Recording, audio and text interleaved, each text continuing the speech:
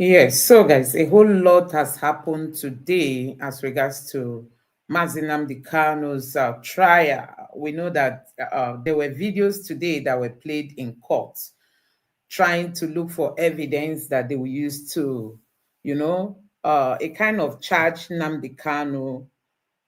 We know that the charge has moved from treasonable felony to terrorism. And now they are just looking for evidence. So they brought some of the clips of his broadcast, We know that he used to do like YouTube videos and all those stuff. So they brought some of those videos. This was the moment he came to court today.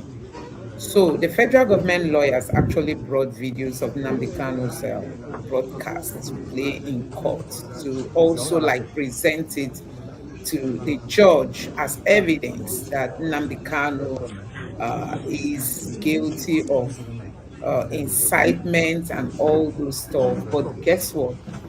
Even the videos they brought, there is nothing. For me, that's how I look at it because people were being fired and he was telling them to defend themselves in the cross examination and also the clip that was played. You can't really see anything why this man is being held and why the federal government is looking for evidence at all costs so that they will just bring him down. I don't really think there is need for that. So I'm going to be playing some of these. I'm going to play some videos to you guys later, but before then, I just want you to see some of what actually happened today in court. I'm going to be reading out some of, the contents of those videos that were played today in court. Like you can see, this headline says court scrutinizes Nnamdi Kanu's past video broadcast adjourned trial to May 8th. So the trial is going to continue tomorrow, and hopefully, we just hope that this trial is going to end anytime soon. That's just our prayer. So this is the headline, and I'm going to be reading out. This started with some cross examination of the prosecution, and like you can see the headline there says cross examination starts. Prosecution: whose voice is that urging people to buy and to take up arms? Witness: that's the witness that they brought, says it's Nnamdi Kanu. And the prosecution now came again. Can you recall when this broadcast happened? The witness, BBB: it was during the NSAS period. Another Nnamdi Kanu's broadcast was played again, and in that broadcast, Nnamdi Kanu said, "A minute of silence for those who were by defending our land." That was what the first thing he said in that video, because they were listening to that video, as in to know everything he said there. And he continued by saying that a huge number of Biafrans were killed while the war turns its back.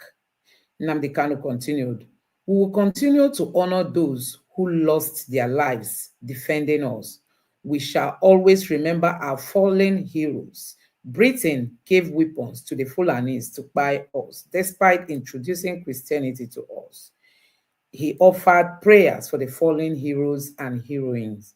Wike placed a bounty of 50 million on a Biafran. I will offer 100 million to anyone who can bring me Wike's head." So I know some people might say, "Oh, why did he say this?" You can see something instigated his own language. So what he was just doing in the broadcasts that were displayed, if you listen carefully, is like him countering what they were doing. Okay, that Wike said this. This is what I'm going to say. Oh, they are killing us. This is what we should do. That's just what this broadcast is all about. I'm just hoping that they will just understand that what Nnamdi Kanu was talking about here is all about self-defense. That Wike placed 50 million naira bounty on a Biafran. He said he will offer 100 million to anybody who can give him Wike's head. And he continued Tomorrow, May 20th, we must honor them. A total lockdown, calm, and peace are needed. This day is vital for us. IPOB is a peaceful movement, but our enemies are plotting roadside buying. Biafra must remain blessed and secure as we remember our heroes and heroine. Full lockdown is important so the enemies won't find an excuse to buy and blame us. Fulanis will try anything to provoke our people. Let tomorrow morning be calm. You can see in this play, these are videos that were played in court. He was also urging for peace, urging for calmness. It's like if you listen very well or you follow what I've just read, he is just like telling the people, defend yourself, don't let them buy you. But at the same time, he was not instigating anybody. And another clip again was played, and this one it says, Mazin Nnamdi Kanu said, every Hausa land is now occupied by Fulanis. Years ago, they were Hausa Fulanis. Now they boldly identify as just Fulanis. Everyone knows Nigeria has collapsed. Imagine a Fulani threatening Yorubas. If you remove us from your forest, we will destroy you. Bandits have been bandits have never been condemned or outlawed. Yorubas are silent because of 2023 election. I told you the Yorubas to rise and face the bandits and all that. So I don't know if there's anything incriminating in all this. I'm just like listening because some people have said, oh, the federal government lawyers came with so much evidence. They came with this, they came with that. I'm just like wondering, is what is it that is incriminating here? Because when you look at the way this case has been managed, you'll be wondering, why are we still here? Anyway, let me just finish this before I comment. And it continues and says, why are Fulanis in our forests? They claim to be pastoralists. Everyone in the north rents home, but Fulanis dwell in forests. The head that sees your land, sleep with your wife, and all you do is to complain without action. That is coming also from Mazin Nnamdi Kanu. And here the prosecution said, do you see and confirm the document listing IPOB as a proscribed group? The witness said, yes, I confirmed it. And it continued, that proscription was made through an ex parte motion without IPOB legal representation. Lead Defense Counsel, SAN Agabi, raises no further objection and allowed the document to be submitted as evidence. Judge adjourns the proceeding to tomorrow, being 8th of May, for continuation of witness hearing and presentation of evidence. So they are still on this. Possibly, maybe tomorrow they are still going to bring more of the evidence that they have. But if you follow the whole process and the whole session during this proceeding, these were just Mazin Nnamdi Kanu talking during a broadcast. That doesn't mean he is a terrorist or he encouraged people to go and buy security agencies, because this is exactly what they are looking for. Now, that brings me to what is happening in Nigeria today. They are looking for a way to find evidence that was okay. Because of this, you are going to be jailed. This is the same country where, like Senator Baribe argued one time, he said, the Fulani headsmen will buy people. None of them is prosecuted. The Boko Haram, they will even, shoot down military jets. None of them is prosecuted. Instead, we've seen them getting pardon. And because somebody is asking for secession, see how he's being dragged, looking for evidence for them to say, oh, he committed terror and let him be jailed. That's just what they are doing now at this point. But I don't think that is going to even help this country to move forward. Now, that brings me to the latest updates in the country. I'm going to allow you to take a look at this video because there's a lot of distraction going on. You see, the federal government is busy focusing on Nnamdi Kanu. It has been Nnamdi Kanu in court, Nnamdi Kanu in court. Do you know that Boko Haram is busy wasking strong in the north? I mean, they are wasking real strong to the point that a lawmaker You know, a lawmaker has come out to raise alarm. Even Senator Baribe also raised alarm recently. And they are like, what are they even doing? Let me just allow you listen to this video coming is using from. armed drones, because Boko Haram is using armed drones. Let it be on record. So he said Boko Haram is using armed drones. He's calling on the Nigerian government that Boko Haram is now very sophisticated. You know, there's a lot of distractions. There's a lot of distractions. Sheyi Tinubu did this one, Wike did this. People don't even pay attention, and then Boko Haram is taking advantage of the distraction, sorry, to a kind of empower themselves. This man says that Boko Haram now uses armed drones that the Nigerian military does not even have. This lawmaker is from the north. He's from Borno State, and he's raising serious alarm. Let me play it further. They are using armed drones, weaponized drones, which the Nigerian army is not using. In other words, they are more sophisticated and advanced than the Nigerian army. Lastly, I lost people in Wajiroko. We lost people in Wajiroko as a result of Boko Haram insurgents. This is the few I can give you, just a tip of an iceberg as far as my constituency is concerned. I observe one thing. Boko Haram is fast coming back worse than what we had in the past. Take it or leave it. Boko Haram, ISWAP, or whatever name you call them, they are coming back. Let us do something serious in order not to go back to our days when 22 local governments out of 27 local governments of Borno were occupied by Boko Haram. Secondly, Mr. Speaker, honorable members, we should be complacent. Rome used to be the greatest empire on the world, but it was destroyed by the complacency of the Romans because of their inability to take things serious to deal with their enemies. So as I'm speaking to you, personnel, there are no Nigerian army personnel. So he's saying that there are no Nigerian army personnel, meaning that Nigerian army has very small number of military men now. There's shortage of people to fight Boko Haram. And you know what that means? That you have, do you know how many Boko Haram members have been released into the society? The Borno state governor said it, 300,000. You can just Google it. 300,000 Boko Haram fighters have been granted pardon and reintroduced into the society. Boko Haram is now having a strategy.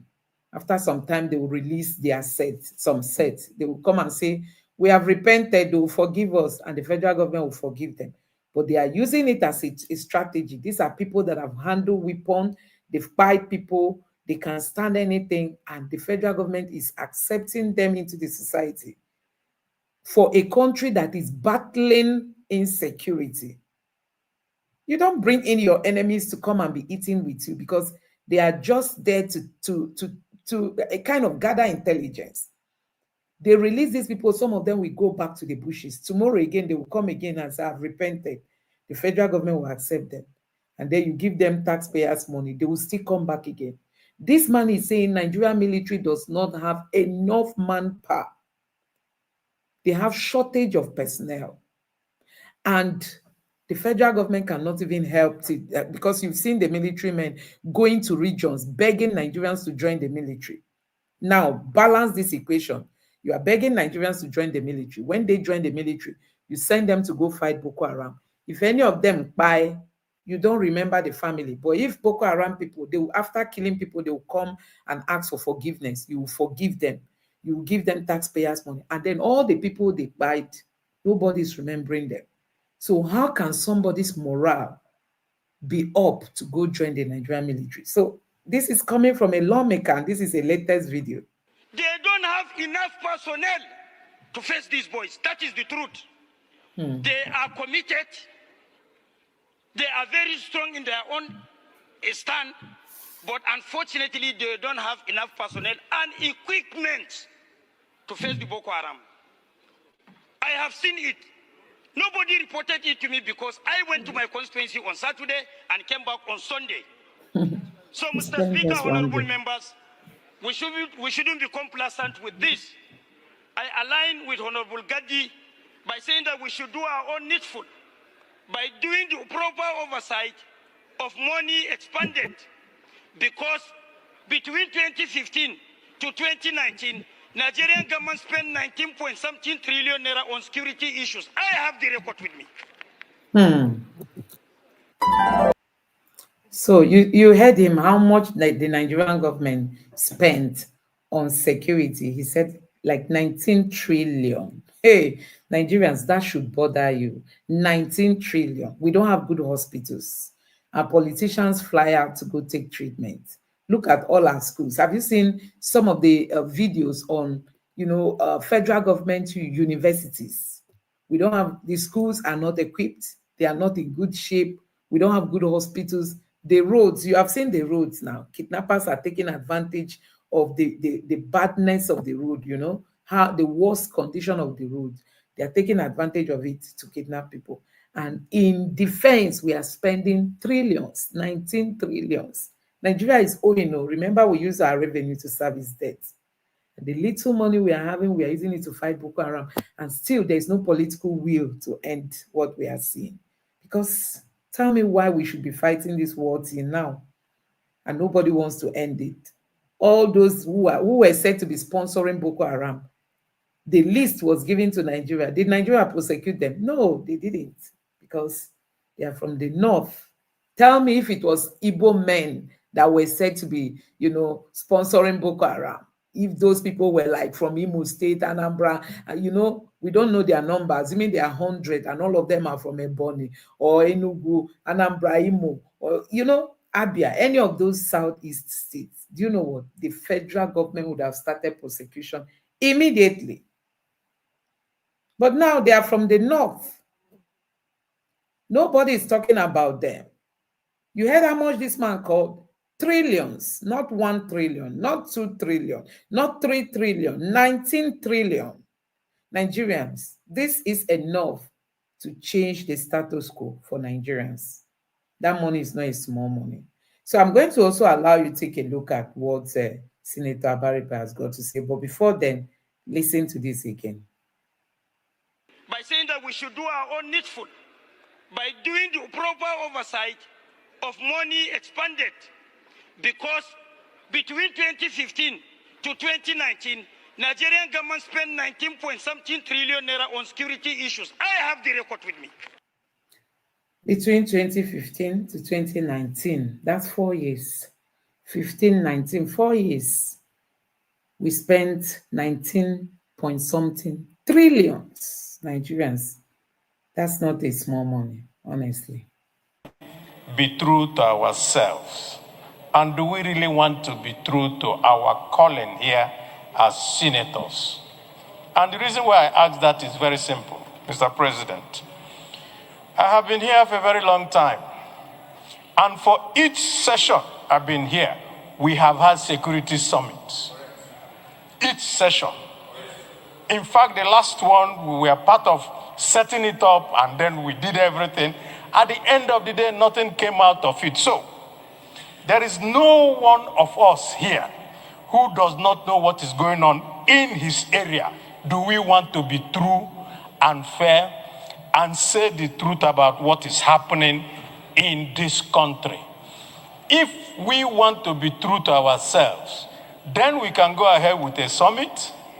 Then we can deal with this matter. But if we're just going to stand up here to now make statements so that people will see us on television, then I want to profound, Mr. President, that we will just end up doing exactly what we have been doing, make statements, and nothing will come out of it. If security is the only thing this National Assembly will achieve, then it is all will go home and dry.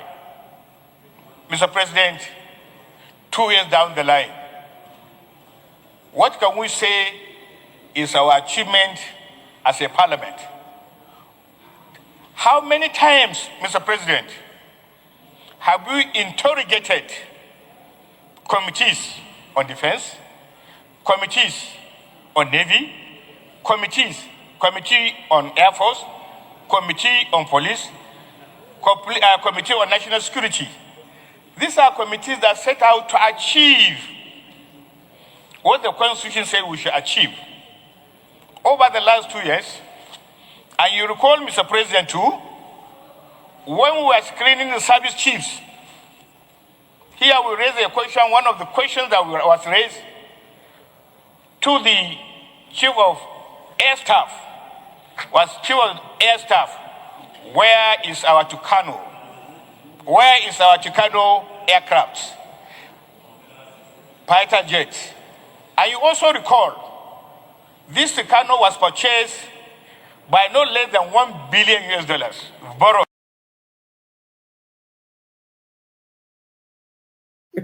Honestly, these people are funny. You know, this Tokado jet, they used it in the southeast then, and people were lamenting when they were saying they were looking for IPOB, ESN. Now, nobody knows where those jets are. Why are they not using it? They said Boko Haram is in Zambia. Why are they not dislodging them there? Why are we pretending as if all is well in Nigeria when all is not well? Honestly, it's really so sad. And the answer given to the parliament by the Chief of Air Staff was, Kanu is in our domain, but we can no longer use Kanu because they have signed a contract which limited the operations of this Kanu. If you know ab initio that this Kanu has limitations, inhibition for usage, why in the first instance did you buy them? How much did you buy them? Who ordered the contract? Who did the procurement? Where are the Tucanos physically? Mr. President, we cannot. We're having a divided. Mr. Senator, you are protected. Thank you, sir. Mr. President, this issue of security is troubling. And day in, day out, we are losing our servicemen to this insurgent. Day in, day out, all across this country. It is not one state or the other. It is almost all the 36 states of the Federation.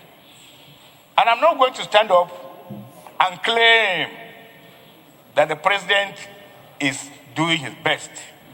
The only time that we can say the president is doing his best is when we interrogate the implementation of the 2023 appropriation, the implementation of the 2024 appropriation as it pertains to security. You recall, Mr. President, the National Security Advisor was invited last year, and he came forward and told us, point blank, that not enough appropriation was released to the security apparatus. We are here in the very comfortable confines of Abuja, but I can tell you, in a very short time, I'm not a pessimist, in a very short time, if care is not taken, these bandits that are running towns and villages in Benue, in Zamfara, in Sokoto, in Kebbi, are gradually moving into the close neighborhood of this city. Today, Mr. President, I can confirm to you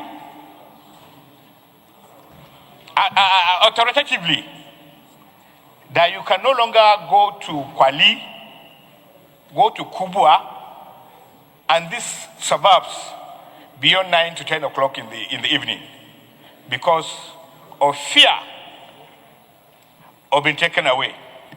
And therefore, consequently, it is important, Mr. President, to acknowledge if we continue to keep on doing things without result and keep on doing them, we are not only deceiving ourselves, we are deceiving the people that sent us here to represent them. I am not sure whether the solutions has to do with creating a summit. First, Mr. President, we must be able to interrogate our committees in a session whether executive to come forward and inform us what goes into their budget 2023, 2024, 2025, and what comes out into the implementation of the budget. Secondly, I do not think it will be fair to the security chiefs if we just go ahead and do a security summit. We must interrogate them one by one, subjecting them to the findings of the appropriate standing committees. Committees are created to serve as liaison to the Senate. As a committee, you don't need to have an information and you sit on it. Sitting on it will not give you any desired effect. Once you have security reports and the security architecture of this country, you could visibly see they are getting overwhelmed. Lastly, Mr. President, in the course of the interrogation, let's find how many number of military personnel do you have? How many are in the Air Force? How many are in the Navy? How many are in the Army? How many are in the police? How many are in the Office of National Security Officer? How many are in the NIA? And so on and so forth. We can't sit down and begin to believe that when we speak big grammar, it will solve the problem. It is much, much more than that. And Mr. President, like I said, during the speech, you have speech on the second session of the 10th Senate. The second session of the 10th Senate. This is a matter that you must lead. This is a matter that you must personally lead. It is not just enough to assign these responsibilities to committee chairman, because I don't like to assume that this committee chairman failed. But I would like to believe we have not called these committees to action, interrogate them, to be able to find out what are they actually doing. And not only all this security committee, every committee, it is the responsibility of the leadership, of course, under the leadership of the Senate leader, to interrogate committees. What do we do? What are we doing? What are we doing right? What are we doing wrong? And then the chamber will also contribute. I believe speaking in this manner, in plenary like this, is not going to bring any solution. And I believe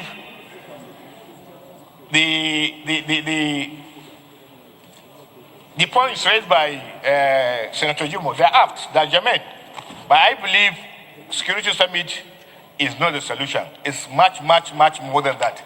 We need to do our homework. We need to bring data. We need to go to see the president with that data. Lastly, sir, it makes people a lot of wonder about so many things going under the leadership of the security support. I'm not questioning their integrity, but I believe the servicemen are not getting their due protection, their due appreciation. They are not getting their due. They are not being paid back.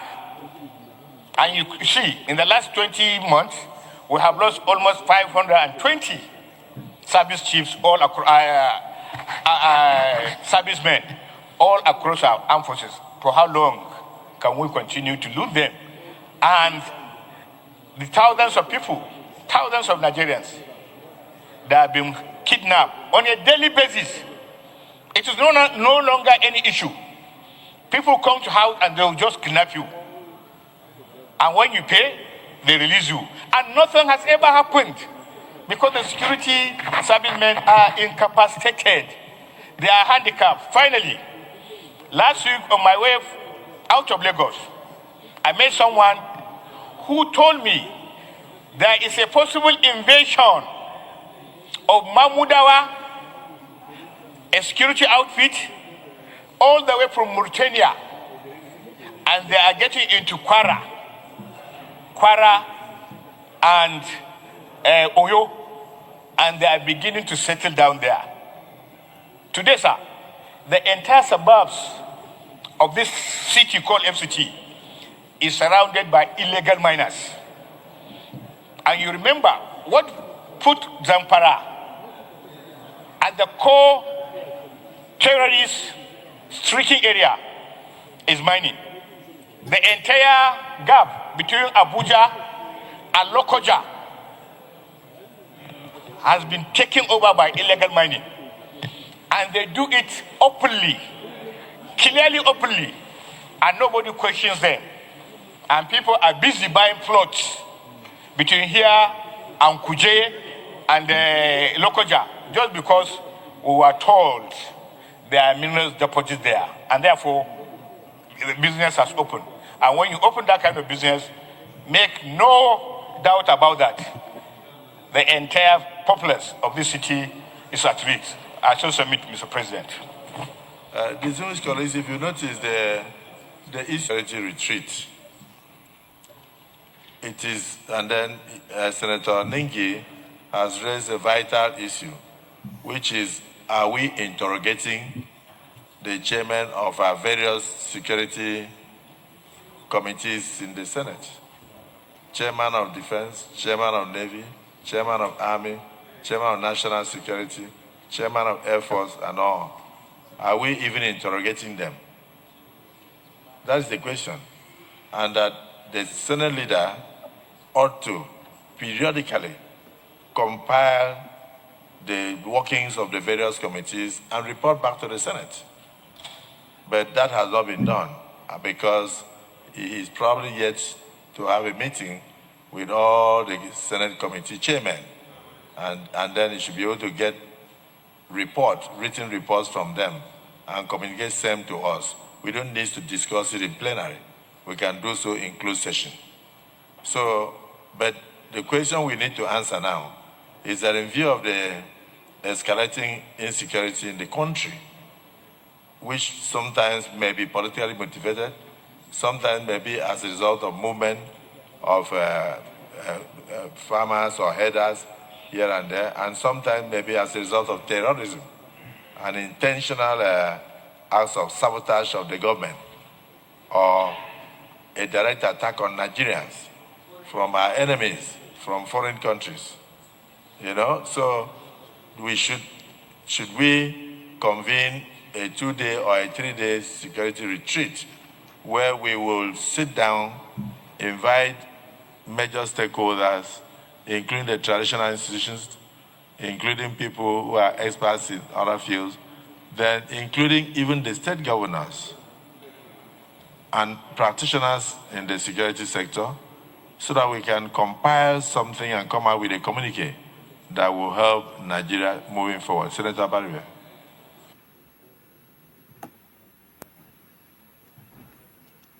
Senator Baribe is one of them. So when they stand up to talk, thank you, Mr. President. We must listen.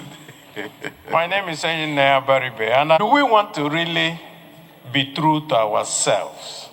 And do we really want to be true to our calling here as senators?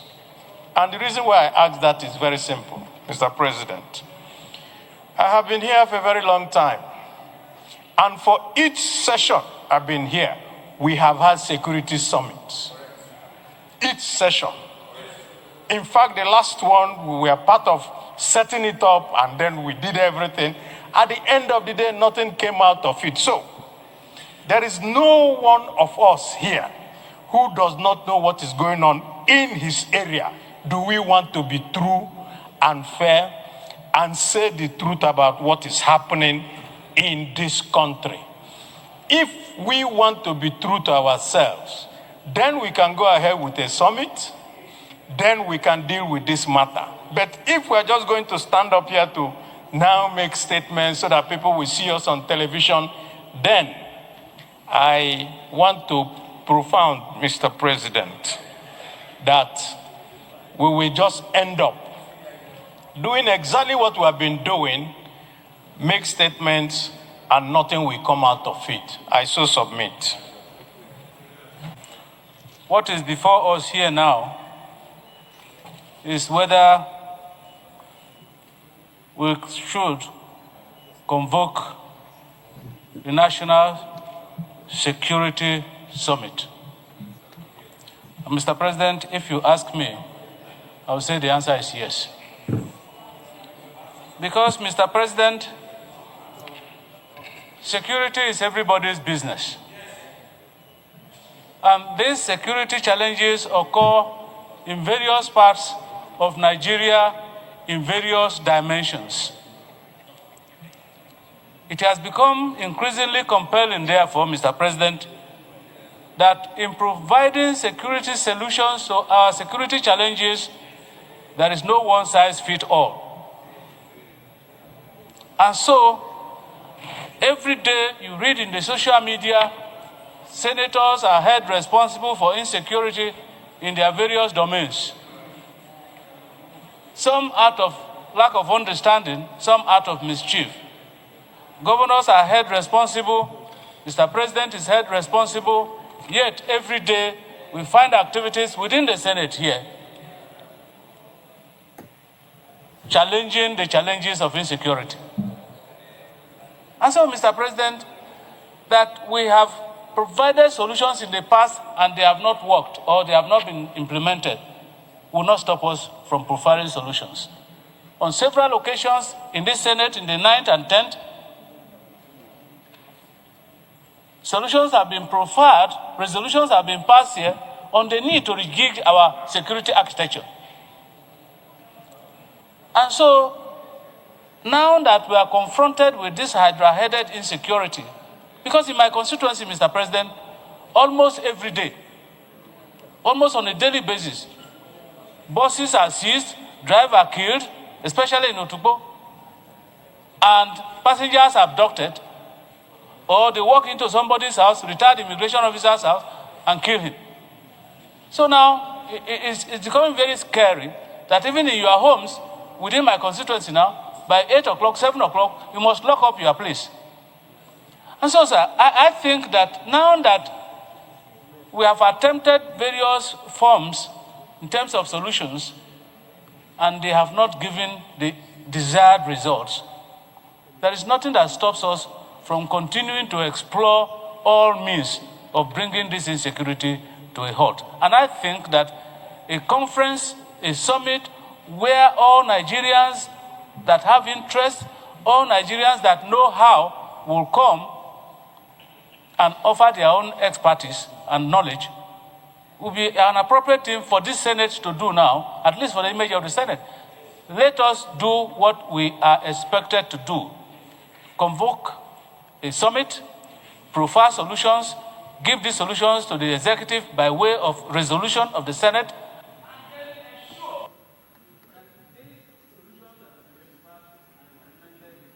by the executive. I think that way we'll be moving towards finding solution to the problems of insecurity in our country. Thank you, Mr. President. So is there anybody Benue Northwest Senatorial District? Mr. President, I want to thank you for allowing God to touch your eyes to see me. Because if there's anybody in these hallowed chambers that is badly affected by the security challenge this country is going through, I think I am the one. That is why I co-sponsored this motion. Your Excellency, sir, I come from a local government area that has 15 council wards. As I speak to you, all the 13 council wards have been overrun by banditry. And the new style now is that they are no longer hoisting flags. They will take over your land, occupy your compound. They are no longer destroying schools, no longer destroying markets. They are living inside those facilities. As I talk to you, I am not even sure the president is aware of the enormity of the problems confronting Benue State and other states in the north-central Nigeria in particular. So, sir, this is a very serious matter. Time was when these people were hosting flags to establish themselves openly for the federal government to know that there was a challenge. They have now changed tactics. They have taken over most of states in the North Central. And their peers among leaders of these sub-national units, they're not talking, either for fear of being accused of not fighting hard or for whatever purpose. So this security summit is very essential. It's very, very essential. So that we will speak. I want to associate myself with the submission made by Senator Abba Moro, that as a Senate, let us come out and tell the world that this is our own position. Let us make recommendations. If there is failure on the part of any other organ of government, let the failure be established on that part of the government. But as a Senate, we owe our people a duty to speak out, to recommend solutions, and then allow the executive to implement or not, so that we will not be completely condemned alongside with any other person who is supposed to play their own rules.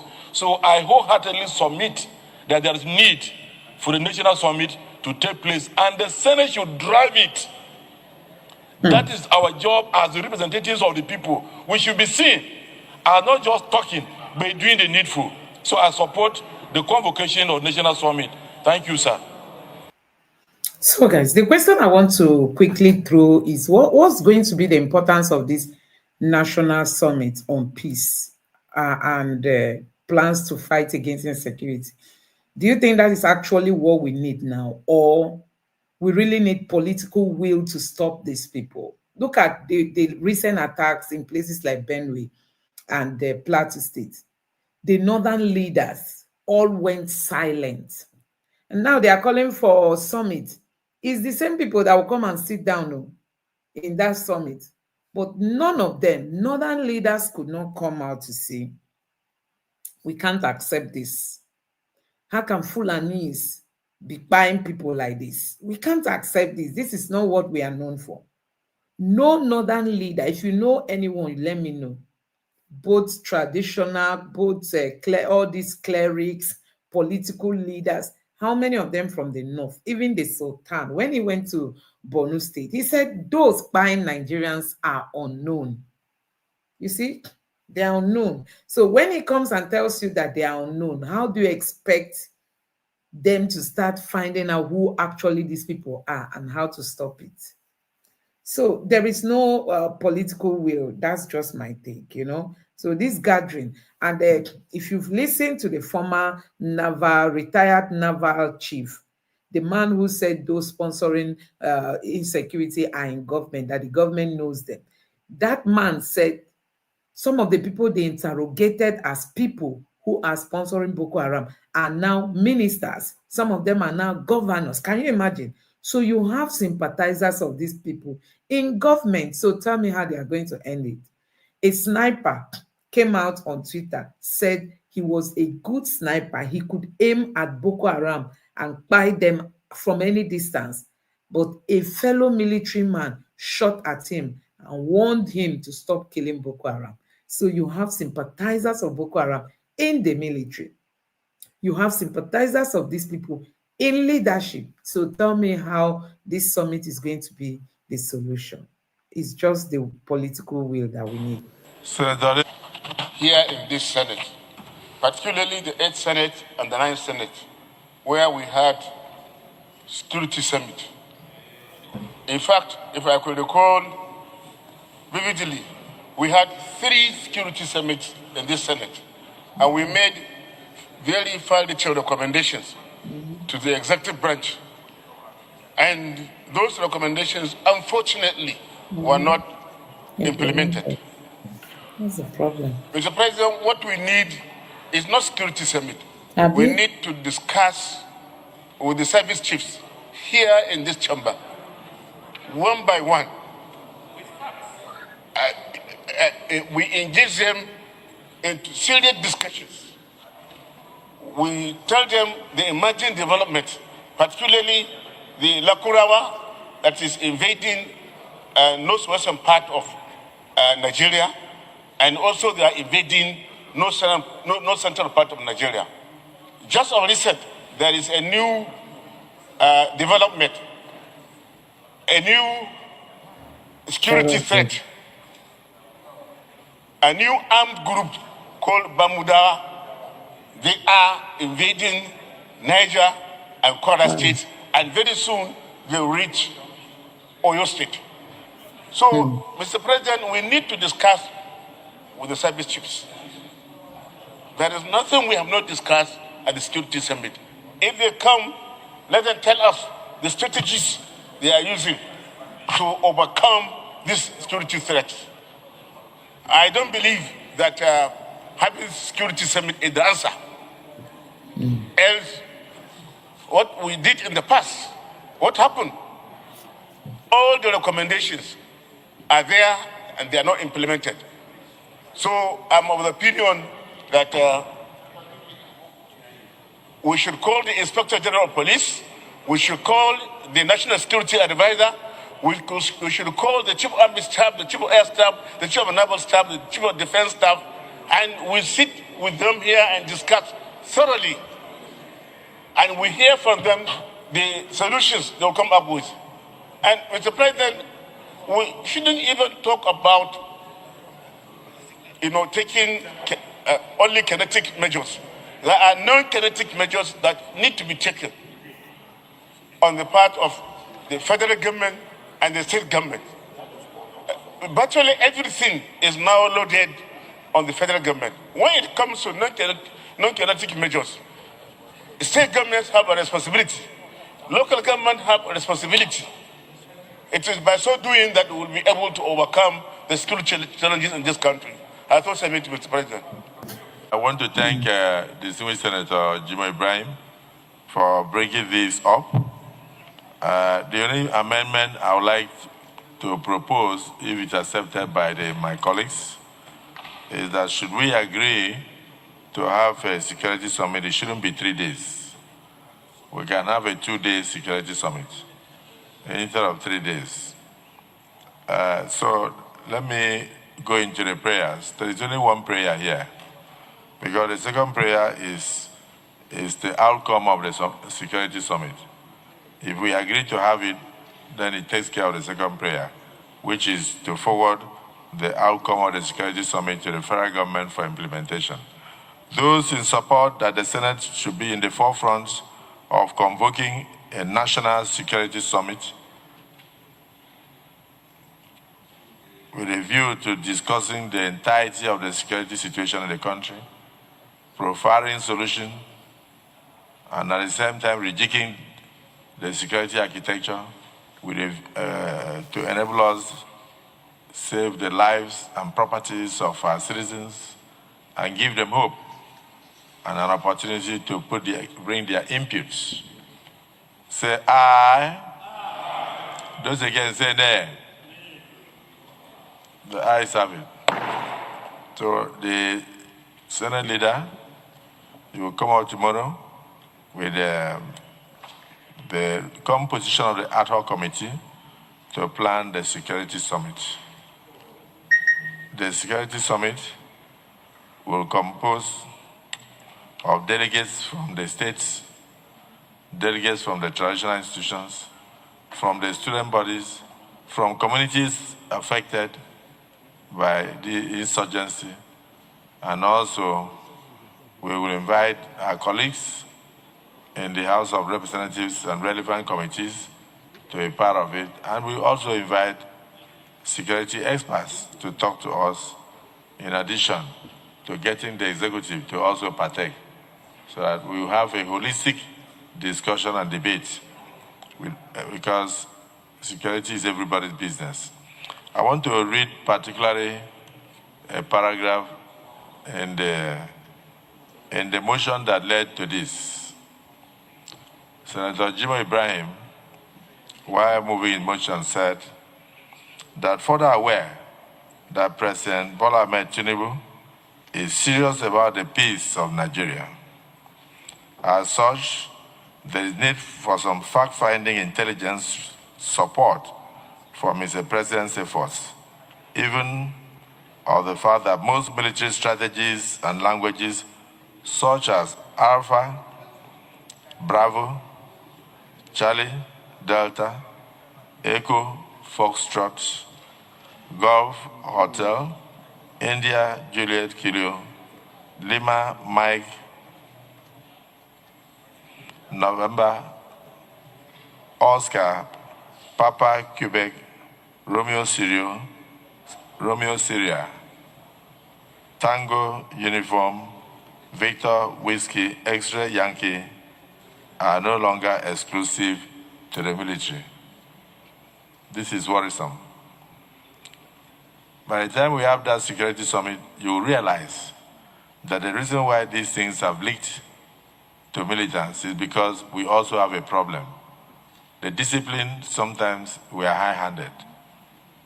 When the police will throw away trained officers for minor offenses, when the army will, out of discipline, sack over 100 soldiers, many of them will go into training of militants, and then the languages that they were taught will now be passed to the militants. So we will discuss the issue of recruitment, because I believe that the security operatives are as good as their training. How do you even recruit them? Because most of these so-called militants who are training people in bushes across Nigeria were once security agents who, for one reason or the other, found their way out. So it's important. We also have to look at the strength of the fighting forces in the country. Are they sufficient to combat the rising insecurity? What about the communities? How can we best utilize the vigilantes? How can we have community policing? How can we have community protection? What should families look out for? If you suddenly see a truckload of people arrive in your market square, and then the number of ways they bring are less than what the number of people that arrive, it's a signal that when you see, you should speak. You must report them immediately. I do know that when I was a governor, I saw a situation like that. When you see 5, 6 trucks loading people and bringing them down, and they go to the abattoir to mingle around, they are coming for jailbreak. They have one of their colleagues in jail that they want to spring a surprise. And if you don't arrest them on time to interrogate them, then you have a jailbreak. So we need to discuss these issues. And I want to thank Jimo Ibrahim for bringing this up. I think it cannot be too much. Let's do our part, send the communique to the appropriate agencies, invite the experts to address us, address the nation by implication, invite those who are afflicted to also join us. So I thank the Senate for this, and I concur that the motion to have the security summit is hereby carried.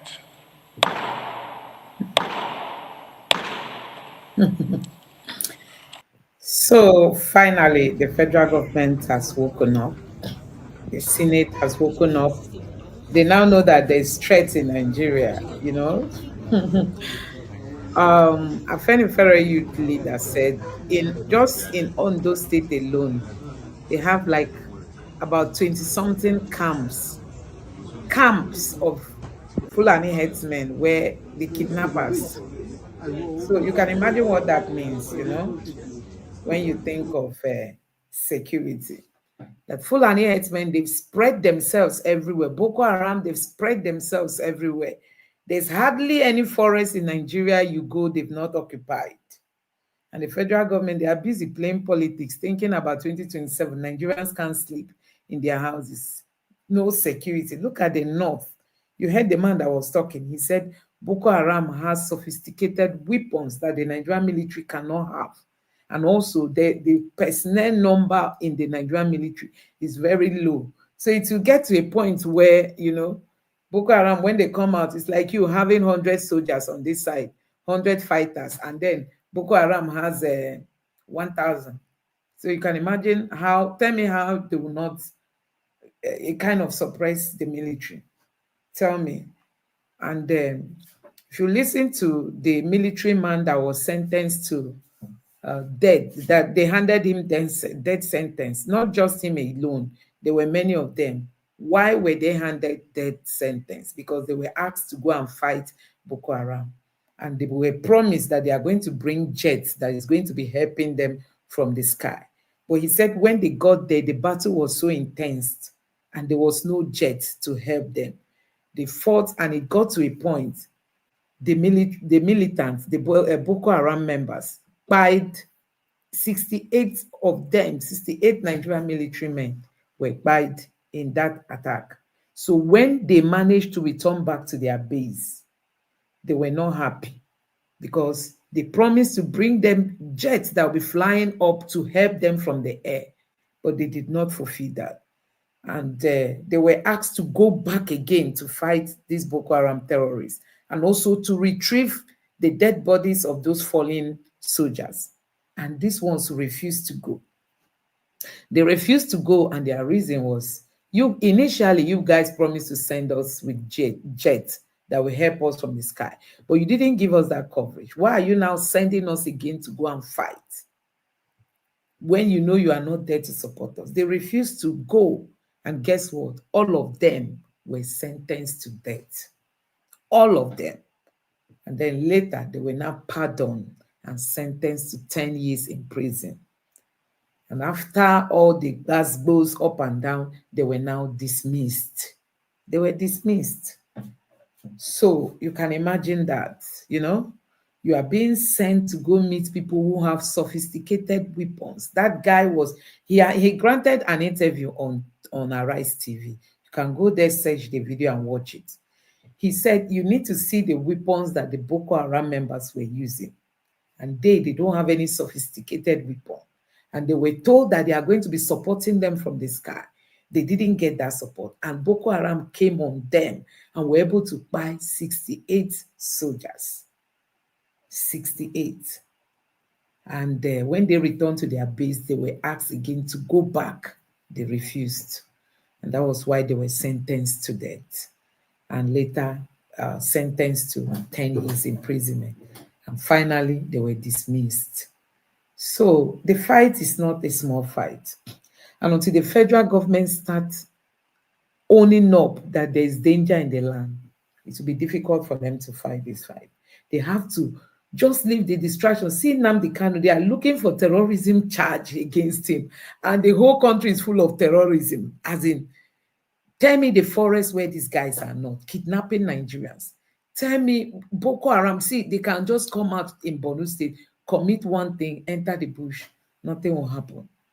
Do you know how many communities? You heard the man that spoke from Benue State. He said these headers, these Fulani killers, they've taken over their schools, their churches, their mosques. They are living there. You dare not go to drive them away. They've taken over those communities. And the governor of Plateau State said they've taken over 64 communities in his state. So how many is left? When I heard 64, I was saying, Mr. Man, how many communities do you have in your state that 64 is already gone? And you don't shake body. I mean, the governor of Plateau doesn't shake body. The governor of Benue doesn't shake body. If not until people began to call them out recently.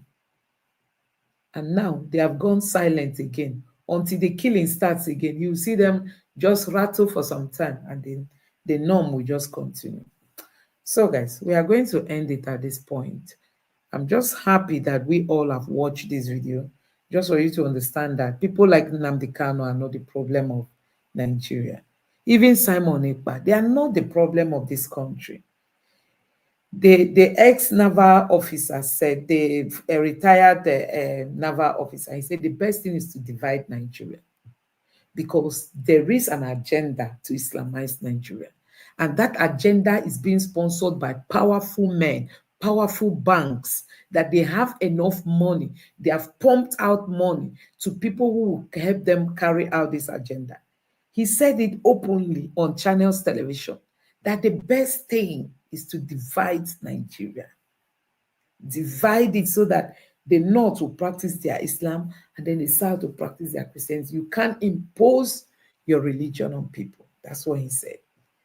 And then people are not thinking about that. Tinubu is just after 2027. He knows he has not achieved anything, and his own is to gag people to enter the APC so that they will be able to give him vote. So it's sad that we are here as a country. I just hope that these our leaders will stand up, stand up to the occasion and do the right thing so that Nigeria will be saved. So, guys, I want to say a very big thank you for staying with me till now. Please give this video a like so that YouTube can recommend it to more people, and drop your thoughts in the comment section below. If you've not subscribed, why not do that favor to me and subscribe to the channel and turn on the bell notification, the bell that is close to the subscribe button. You click on it and it will turn on so that you will see all our updates. So with this, I want to say a very big thank you and good night. God bless you. Bye.